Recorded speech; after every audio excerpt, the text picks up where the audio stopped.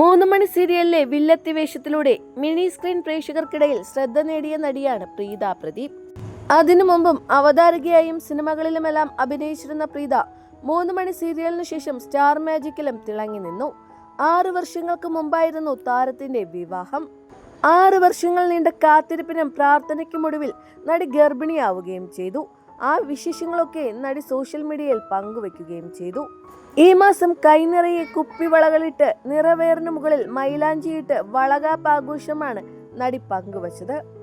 വ്യത്യസ്തമായ ആ ചിത്രങ്ങളൊക്കെ നിമിഷനേരം കൊണ്ട് സോഷ്യൽ മീഡിയയിൽ വൈറലായി മാറി. ഇപ്പോഴിതാ കാത്തിരിപ്പിനൊടുവിൽ കൺമണി എത്തിയ വിശേഷമാണ് നടി പങ്കുവച്ചിരിക്കുന്നത്. ഇന്നാണ് നടി ഒരു ആൺകുഞ്ഞിന് ജന്മം നൽകിയത്. അമ്മയും കുഞ്ഞും സുഖമായിരിക്കുന്നു. 6 വർഷത്തെ കാത്തിരിപ്പിനൊടുവിലാണ് ഗർഭിണിയായത്. അതുകൊണ്ട് തന്നെ താരത്തിന്റെ സന്തോഷത്തിനും അതിരുകളില്ല. ആശംസകൾ നേർന്ന് ആരാധകരും എത്തുകയാണ്.